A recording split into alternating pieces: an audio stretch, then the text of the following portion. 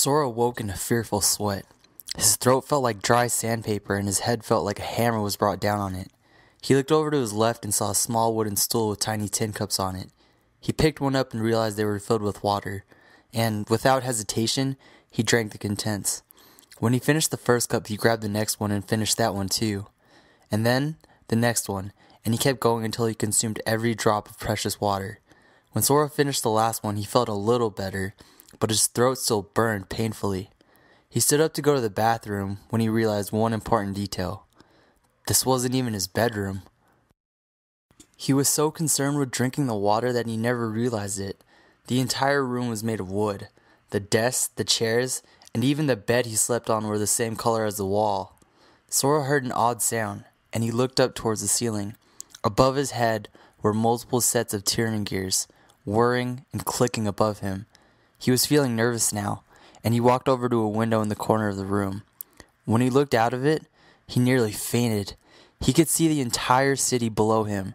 The apartment complexes and the shopping malls were all tiny little statues to him. You're awake now. Sora whirled around in the direction of the voice. Out in the middle of the room was a man who had long black hair that was held off his eyes by a bandana, a red cloak that was ankle length and tattered at the ends. Black leather folds and armor was what the man's clothes were mostly made of, and his eyes was this dark crimson that was almost animal-like. Who are you? Sora asked, but as soon as he did, his dry throat got the best of him and he ended up coughing. The man noticed this, for he walked over to him and pulled a small water bottle from the inside of his cloak. Drink. It will help your throat. Sora took the water bottle and he immediately began to drink the soothing water. After a few minutes, the burning feeling faded and he felt a little better. Thank you. Sora gasped, trying to catch his breath from gulping down the water. Don't mention it. All the Ghost Riders experienced this after their first transformation. Sora froze. Did you just say Ghost Rider? Where have I heard that name before? Sora closed his eyes and tried to think back about last night's events. He didn't remember much, but he did have this odd dream about the man from when he was younger. He told him something about the binding, and next thing he knew was his face had melted off to become this horrifying monster. But that was a dream. Couldn't be real. Could it? I know what you're thinking. That last night was only a dream, right? Well, it wasn't. It was very much real, and it will happen again. Who are you? You're clearly not from around here. Not with that accent. And the man just laughed. My name isn't important, because the question really is, who are you? The man pointed at him. That's when Sora saw that his left hand was not a human hand, but actually, it was a gold-colored claw. He backed away fearfully, and the man continued to speak, ignoring Sora's fear. You are the Rider, the Ghost Rider. You better get used to it quickly, because if you don't, you'll end up having a comfortable spot in the nearest cemetery. Sora did not see what was so amusing about dead people jokes right at the moment. He was more concerned about not being a dead person. Yeah, listen. I really have to be going now, so... See you around! Sora tried to bolt towards the door, but when he turned to the door, he ran into the man instead. Now the thing is, he swore the man was in the middle of the room, and not in front of the door. How did you... You are not the only one who has special powers. Nor are you the only creature that goes bump in the night. What are you talking about? Sora asked, stepping backwards again. The man paused, looked at him dead in the eye, and asked, Do you really want to know? Sora nodded, and the man sighed wearily and closed his eyes. After a while, he opened them back up, and the eyes were cat-like and slanted. His teeth were larger and sharper looking too. Holy... Sora yelled, stepping backwards and falling over. You're... What are you? The man blinked at him. What am I? You mean you can't tell what I am? Sora nodded and he sighed. I am a vampire. You know, Dracula, Angel. Okay, I got it. That guy from the show Moonlight. I said I got it. Edward Cullen. I got it, okay? I got it. Sora interrupted, giving an aggravated sigh before a rush of fear passed through him. Wait. You're a vampire. Very astute. Wouldn't you be starving right about now? Sora stuttered. Oh, that. No, I stopped drinking from live humans a long time ago. I have connections in the blood bank. They give me the blood they can't use. The man replied, pointing at a few bottles that have a hospital tag on them. Like that guy. Moonlight, yeah, I got it. So, that's why the hospital's always looking for donors, huh? Sora nervously laughed. The man smiled a little at that, but he didn't say anything else. Then he walked back over to a desk, pulled out a folder, and turned to Sora. Vincent. Huh? My name is Vincent Valentine. Oh, your name. Right. I'm... Sora Shimomura. I know. I've been keeping an eye out on you. You have? I have. But we're not talking about you right now. We have more important things to discuss. Before Sora could argue, Vincent pulled out a newspaper clipping and handed it over to Sora. He took the clipping and read the headline that was circled in a red line. Sora's face paled at the red line, and wild, gruesome thoughts came to his head about where the line came from. It's a red fountain pen, Vincent stated, and then he reached into a desk and pulled out a bright red pen. Sora felt his own face go red as he murmured, Right. I knew that. Not wanting to see Vincent's expression, he turned to the clipping and read off the headline. Angel's Heart Hospital staff interview on the recent comatose patients. Sora paused, feeling a tug in the back of his mind. Like, this was something he knew the answer to, but he couldn't remember it. Vincent nodded for him to continue. The chief of medicine states that they have no logical diagnosis in the recent coma patients. As most people know, all the comatose patients were found in Hell's Highway, which is noted for its abnormal occurrences and are mostly consistent of homeless people, abandoned children, and drunken workers. Sora lowered the clipping and shrugged his shoulders. Okay, well, why did you show me this? This concerns you. How well do you remember your time as a ghostwriter? Sora paused, once again trying to recall the events of the previous night. Finally, after a while, he sat down on the bed and he sighed heavily. Not much. More like a dream. Couldn't move right. I didn't think clearly. I felt like I was drunk. Maybe I was drunk. I highly doubt that. Ghostwriters experience these feelings during their first transformation. Yeah, I'm not so big on that part either. That will also get easier. It won't be as drawn out as the first time, or as painful. Well, maybe there won't be a next time. There will be a next time. Expect that when you're the ghostwriter. What the hell is the ghostwriter? You keep saying that's what I am, but I don't remember a damn thing. Maybe you're just making it up. Maybe there is no ghost. At that moment, laughter echoed in Sora's head. It was monstrous, loud and eerily familiar. He put his hands to his head to block out the sound, but instead images rushed into his head. He remembered things now. He remembered the steel mill. He remembered fighting these monsters. He remembered a girl, a beautiful girl, with red as bright as fire. He remembered fighting a larger monster with horns on his head. And that was it. When he opened his eyes, he looked at Vincent with a sense of clarity, and seeing that clarity, Vincent paused for a minute, and then he pulled back his cloak and seated himself in a wood stool. You want answers? That's fine with me. The ghostwriter is the devil's bounty hunter. They are sent to go after any evil soul who escapes from hell. They are people who made deals in exchange for their own soul. On the rare occasion, they show enough potential to serve the devil and be his ghostwriter. Vincent paused for a moment, and after a while he added, I found it odd that the devil would go back to using ghostwriters. Ever since what happened last time, I would have thought he would have avoided them. Wait, there were others? Yes. You are the successor of the previous writer, Johnny Blaze. Sora raised his eyebrow, and Vincent sighed. Right. You probably were only a baby when he was a writer. Johnny Blaze was one of the few to actually use the power of the ghostwriter against the devil himself. Well, what happened to Johnny Blaze?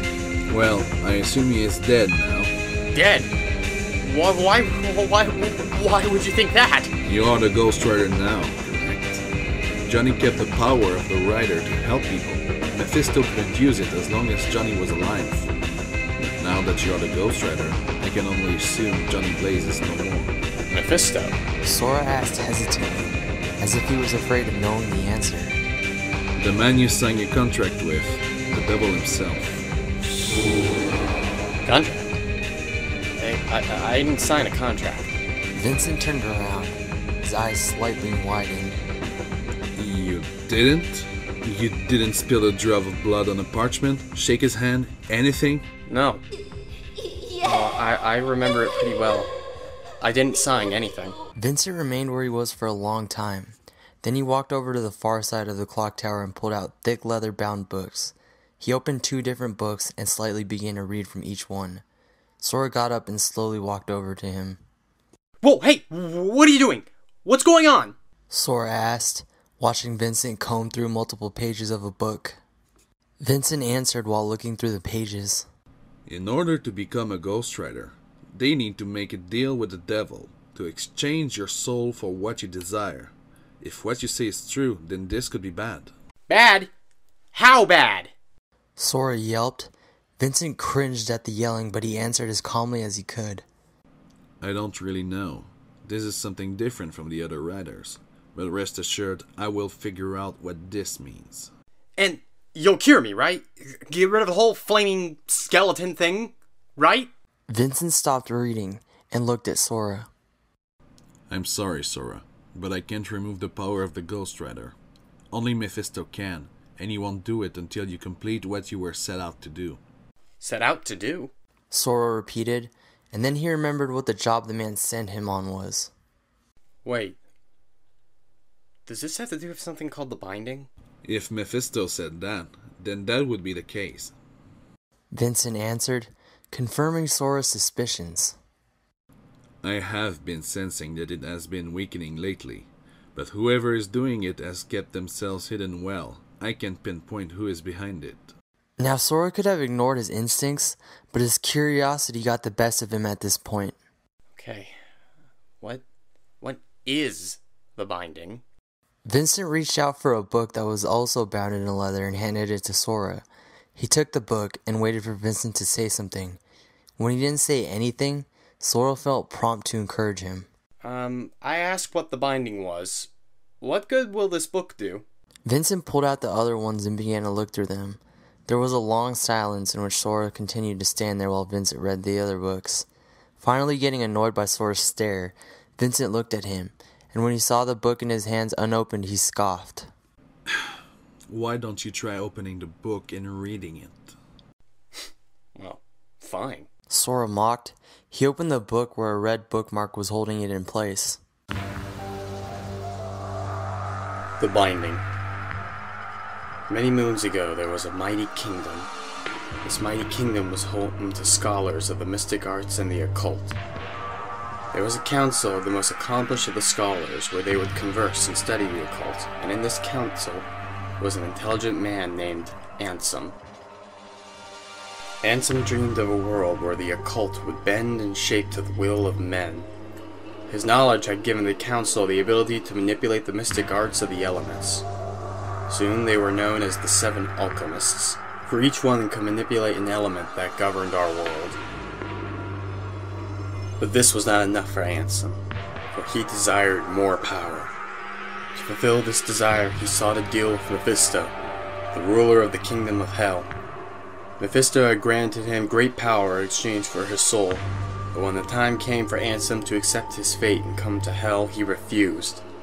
Ansem had defied the devil and waged war on anyone who dared to oppose him. Fearing that their kingdom would fall to Ansem, the 7 alchemists had sought the counsel of Saint Michael and the devil Mephisto. Amongst the discussions, it was the devil Mephisto who had come up with a solution. He would create a warrior to subdue the mighty alchemist until the 7 council members can create a seal powerful enough to bind him for all eternity. The 7 alchemists and Saint Michael agreed with the plan. Thus Mephisto had summoned the most courageous warrior in the kingdom and infused him with the power of the demon Zarathos. And that was the day the Ghost Rider was made.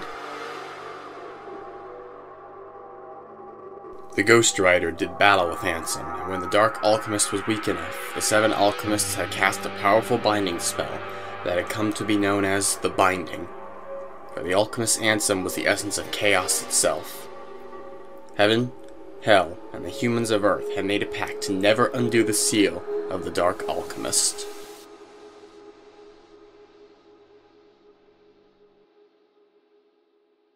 Wow. That was a load of crap. Vincent narrowed his eyes at him and he growled. The story is true. No, not the story. The writing. Many moons ago? Not to mention the overuse of the word mighty. That book is centuries old. What? You can't find the info on the internet? Don't you have a computer? What's wrong with you? Vincent simply sighed, took back the book, and set it down on the table. You should be going. You'll be late for school. Vincent warned, and caused Sora's eyes to widen up. School? Oh, I completely forgot! Wait, my mom! She doesn't know! I left a note at her house. She thinks you just left early for school. Go through the stairs here. There's something I want to show you.